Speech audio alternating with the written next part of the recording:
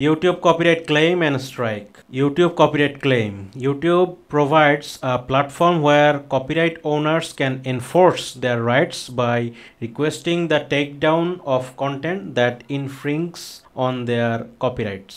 মানে হচ্ছে ইউটিউব একটা যে কপিরাইট ওনার তাকে একটা অধিকার দিছে যে তার অধিকার কোনো ধরনের যদি প্রবলেম হয়, সে প্রবলেম ফেস করে, তখন সে ইউটিউবকে রিকোয়েস্ট করতে পারে তার কন্টেন্টটাকে ডাউন করে দেওয়ার জন্য ইউটিউব থেকে, কপিরাইটের যে আদার্স ল আছে সেই অনুযায়ী। তো কোনো কোনো ক্ষেত্রে টেক ডাউন হয় বা কী হয় সেগুলো নিয়ে আমরা সামনে আলোচনা করব।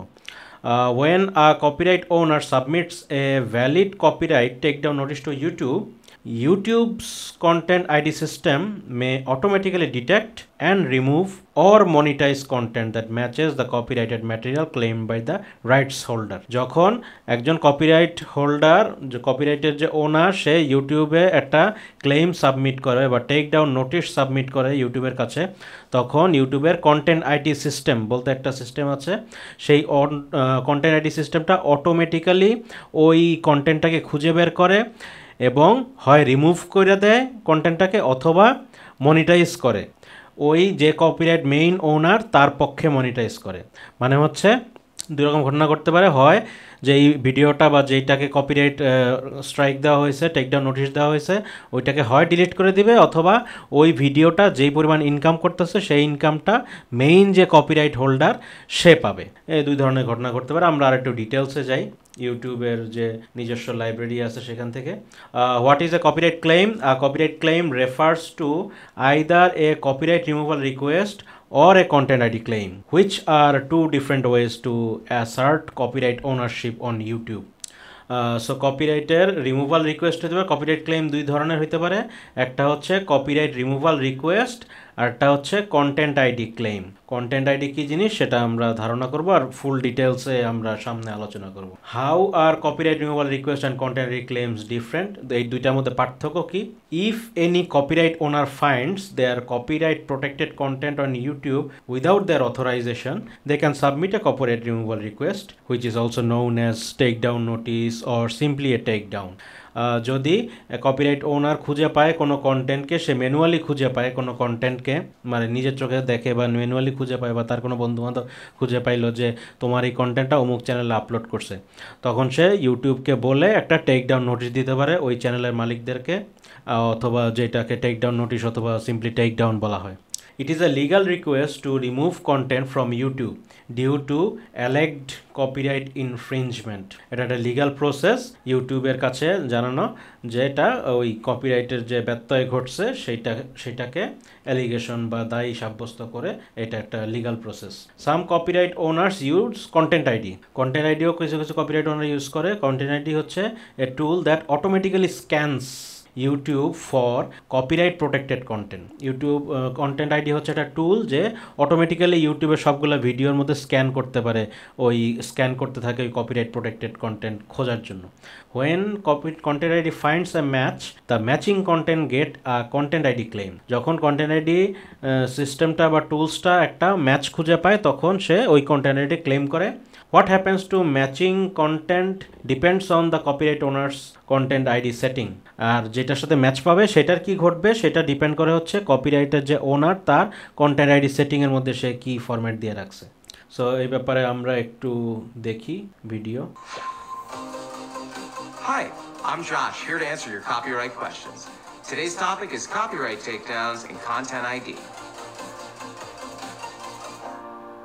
What's the difference between a copyright takedown notice and a content ID claim? When a copyright owner sends us a valid legal complaint about a piece of uploaded content, this is known as a takedown notice. We work hard to filter out invalid notices, but if we receive a valid one, we'll remove your video in order to comply with copyright law. We're also required to prevent people from repeatedly violating other people's copyright on YouTube. So you'll also receive a copyright strike. You can resolve a copyright strike by waiting for it to expire after 90 days, contacting the person who took down your video and asking them to retract their complaint, or submitting a counter notification. If you get 3 copyright strikes, your account is subject to termination. Content ID, on the other hand, is an automated copyright management system. For copyright owners, Content ID automatically finds videos that use their material and lets them claim it instead of submitting a copyright takedown. So even though Content ID has a lot to do with copyright, a Content ID claim is not the same as a copyright takedown notice. In exchange for not issuing takedowns, which would result in copyright strikes, rights holders can use Content ID claims on videos to do one of three things. One, track the video's performance, but leave the video on the site. Two, block it on a country-by-country basis. Or most often, option three, choose to monetize the video by placing ads on it. Again, a Content ID block isn't accompanied by a copyright strike, while a copyright takedown is. Also note that, unlike copyright, there's no limit to the number of Content ID claims you're allowed to get, and they don't impact your channel or access to features. তো content ID কি সেগুলো নিয়ে আমরা সামনে আলোচনা করব। Content ID হচ্ছে একটা, মনে করেন যে একটা মিউজিকের কোনো একটা ছোট্ট পোর্শন, ওইটাকে একটা আইডি দেওয়া হইলো, পরে ওই জায়গার ওই মিউজিকটা বা ওই জিনিসটা যেখানে যেখানে খুঁজে পাবে ইউটিউব স্ক্যান করে ওইটাকে ও ডিটেক্ট করবে তখন। তো এরকম কিছু কপিরাইট রিমুভাল রিকোয়েস্ট, কীভাবে কপিরাইট রিমুভাল রিকোয়েস্ট দেওয়া যাইতে পারে সেই ব্যাপারে এখানে আলোচনা করা হয়েছে। সামনে এগুলো আমরা আরও ডিটেলসে যাব। What happened if my content is remove because of copyright removal request, যদি আমার কোনো কন্টেন্ট রিমুভাল রিকোয়েস্টের কারণে চলে যায় তখন কি করতে হবে। when your content is removed due to copyright removal request, a copyright strike is applied to your channel. আমার চ্যানেল একটা কপিরাইট স্ট্রাইক পাবে, এরকম 3টা স্ট্রাইক পেলে চ্যানেল বাতিল হয়ে যাবে। কন্টেন্ট আইডি ক্লেমস, কীভাবে কন্টেন্ট আইডি ক্লেম করে। Unlike copyright removal request which is defined by law, content ID is a tool created by YouTube. When content ID finds a match, it applies content ID claim on the content matching content. যখন copyright claim যেটা সেটা হচ্ছে manually করতে হয়, মানে কারো করতে হয়। আর কন্টেন্ট আইডি যেই টুলটা, ও অটোমেটিক কোনো ম্যাচ খুঁজে পাইলেই অটোমেটিক সে ক্লেম করে যে এই জিনিসটা আমার সাথে ম্যাচ করছে, এটা তো আমার, মানে আমার বলতে ইউটিউবের কন্টেন্ট টুল যেটা, সে তো খুঁজে পাচ্ছে যে এই জিনিসটা বা এই আইডি নাম্বারের এই আর্টিকেলটা বা এই কন্টেন্টটা কোথায় আছে, যার সাথে ম্যাচ করা যায় তখন সে বলবে যে এর সাথে ম্যাচ করছে, তখন সে ক্লেম করে অটোমেটিক। এটা কন্টেন্ট টুলটা, সামনে আমরা আরও ডিটেলসে যাব। What happened if my content gets a claim ID, কী হইতে পারে। 3 রকম ঘটনা ঘটতে পারে যদি কন্টেন্ট আইডি ক্লেম পায় আমার কন্টেন্ট আইডি টুলটা। 1 নাম্বার হচ্ছে block content from being viewed, private করে দিবে, ওই ভিডিওটা ব্লক করে দিবে। 2 নাম্বার হলো monetise content by running ads on it and sometimes sharing revenue with the uploader.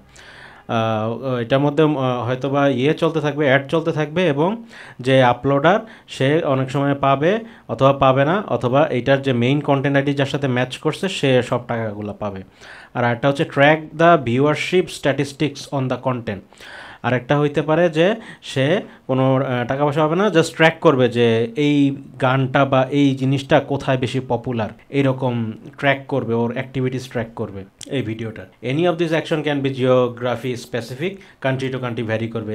এই 3টা কাজে যে কোনো একটা কাজ হচ্ছে কান্ট্রি টু কান্ট্রি ভ্যারি করবে, মানে জিওগ্রাফিক মানে লোকেশন অনুযায়ী ভ্যারি করবে। For example, a video can be monetise in one country or region and block or tracked in different country or region.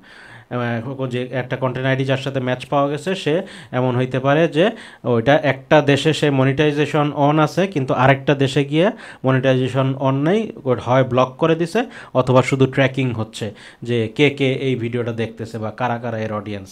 এটা কান্ট্রি টু কান্ট্রি ভ্যারি করতে পারে। Copyright ক্লেইমের আমরা আরও আগাই সামনের দিকে, কপিরাইট নিয়ে আমরা কথা বলছি। এখানে ইউটিউবের অনেক ডিটেলসে, ইউটিউবের নিজস্ব এগুলা ইনফরমেশন বা আইডিয়া, এগুলা